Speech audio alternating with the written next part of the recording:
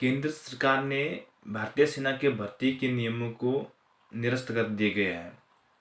अब सेना की सारी भर्तियां अग्निपथ स्कीम के तहत ही की जाएगी।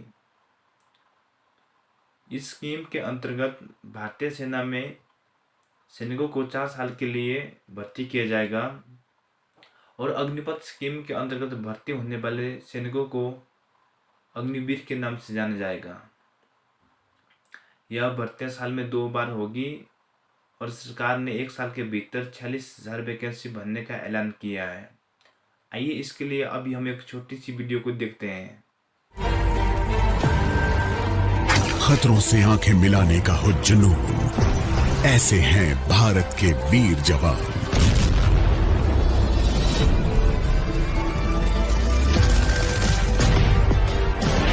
इन्हीं फौलादी जज्बों को देती है सेना एक नई पहचान। दे देश को अपने 4 साल सीना तान संकल्प कर। बहुत खास है युवाओं के लिए ये देश सेवा का अवसर। चलो भरें भारतीय सेना में युवा जोश हम मिलकर। वर्दी का गौरव मिले जो एक स्वर्णिम कल से सजे, तमगे बढ़ाए सीने की शान।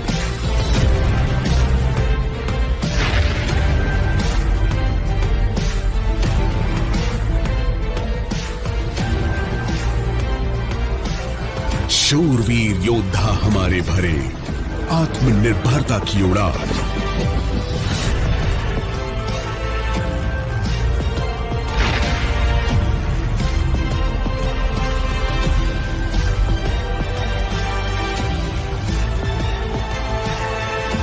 अब पर्वत भी नहीं डिगा सके इनके हौसलों को, जिन्होंने किया कतरा कतरा देश के नाम।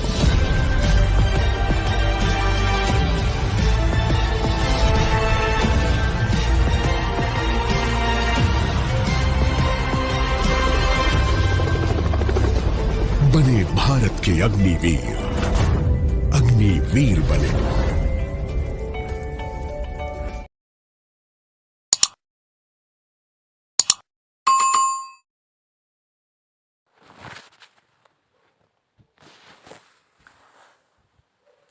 भारतीय सेना की नई पॉलिसी अग्निपथ योजना के तहत भर्ती होने वाले अग्निवीरों की सैलरी क्या रहेगी। भारत सरकार इन्हें 4 साल के बाद 11.71 लाख का सेवानिवृत्ति पैकेज देगी तथा इसके अलावा भारत सरकार इन्हें मंथली सैलरी देगी। आइए अभी हम यह मंथली पैकेज, मंथली सैलरी और सेवानिवृत्ति के तौर पर जो कि 11.71 लाख का पैकेज दिया जाएगा, यह कैसे बनेंगे इसके बारे में अभी हम डिटेल डिस्कशन करते हैं। इन अग्निवीरों की फर्स्ट ईयर सैलरी जो कि 30,000 होगी, इन हैंड अकाउंट में 21,000 पड़ेगी और 9,000 रुपये की डिडक्शन अग्निवीर कॉर्पस फंड के रूप में होगी और 9,000 रुपये का कॉन्ट्रीब्यूशन भारत सरकार की तरफ से होगा। सेकेंड ईयर कुल मंथली पैकेज जो कि 33,000 का होगा, उनमें से इन अकाउंट 23,100 रुपये सैलरी के तौर पर पड़ेंगे। 9,900 रुपये की डिडक्शन अग्निवीर फंड के रूप में होगी और 9,900 रुपये भारत सरकार इनके खाते में डालेगी। थर्ड ईयर मंथली पैकेज जो कि 36,500 का होगा, उनमें से अकाउंट में 25,580 पड़ेंगे। 10,950 की डिडक्शन अग्निवीर फंड के रूप में होगी तथा 10,950 रुपये का कॉन्ट्रीब्यूशन भारत सरकार की तरफ से होगा। फोर्थ ईयर कुल मंथली पैकेज जो कि 40,000 का होगा, इन हैंड अकाउंट में 28,000 पड़ेंगे और 12,000 रुपये की डिडक्शन अग्निवीर फंड के रूप में होगी तथा 12,000 रुपये का कंट्रीब्यूशन भारत सरकार की तरफ से होगा। 4 साल की सर्विस के बाद अग्निवीर फंड के रूप में इन अग्निवीरों का पैसा जो कि 5.2 लाख होगा तथा सरकार की तरफ से 5.2 लाख का कंट्रीब्यूशन होगा। 4 साल की सर्विस पूरी होने के बाद भारत सरकार इन्हें सेवानिवृत्ति पैकेज के तौर पर 11,71,000 रुपये, अप्रोक्सी 12 लाख रुपये जो कि सेवानिधि पैकेज के तौर पर देगी, जो कि टैक्स फ्री होगा।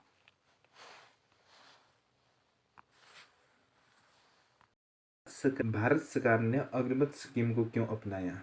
भारत सरकार चाहती है कि भारतीय सेना का आधुनिकीकरण किया जाए तथा भारतीय सेना में आधुनिक हथियारों को शामिल किया जा सके। इसके अलावा सरकार चाहती है कि सेना के बढ़ते हुए वेतन व पेंशन को कम किया जा सके और उस पैसे का आधुनिक हथियारों तथा सेना के आधुनिकीकरण करने में यूज किया जा सके। इसके साथ ही सरकार चाहती है कि भारतीय सेना में स्किल सैनिकों के साथ साथ युवा सैनिकों की संख्या में इक्वलिटी लाई जा सके। अगर हम डिफेंस बजट की बात करें तो 2021 में, जो कि 2021 के डिफेंस बजट का 60% हिस्सा सैलरी तथा पेंशन देने में ख़त्म हो गया था। 2022-23 के लिए डिफेंस बजट जो कि 5,25,166 करोड़ रखा गया है, उनमें से पेंशन देने के लिए 1,19,696 करोड़ खर्च हो जाएंगे।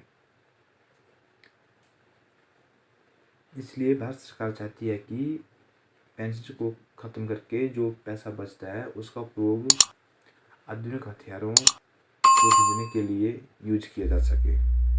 इसके अलावा हम भारत सरकार की तुलना अन्य देशों से करते हैं तो जैसे चीन से करते हैं तो चीनी सरकार जो कि अपने बजट का 30% हिस्सा ही सैलरी तथा पेंशन देने के लिए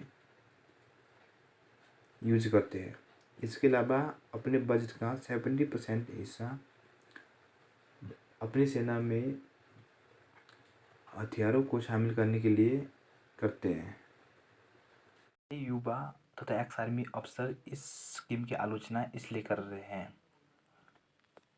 युवा चाहते हैं कि 25% की जगह 50% इन अग्निवीरों को रेगुलर जो कि भारतीय सेना में शामिल किए जाए। दूसरी बात यह है कि युवा चाहते हैं कि 17.5 से 25 साल जो कि सेना में भर्ती के लिए होनी चाहिए, सर्विस पीरियड कम से कम 7 या 8 साल का हो।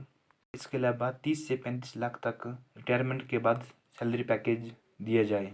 इसके अलावा डिफेंस एक्सपर्ट मानते हैं कि इसके कारण सेना का राजनीतिकरण होगा तथा भारतीय सेना के मनोबल में गिरावट होगी।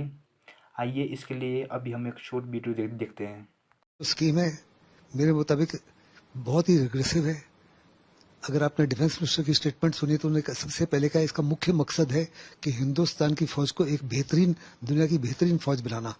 वो शायद भूल गए कि इस समय हिंदुस्तान की फौज दुनिया की सबसे बेहतरीन फौज है और एक सबसे बेहतरीन फौज को आप एक ऑर्डिनरी फौज बनाने में कन्वर्ट करने जा रहे हो।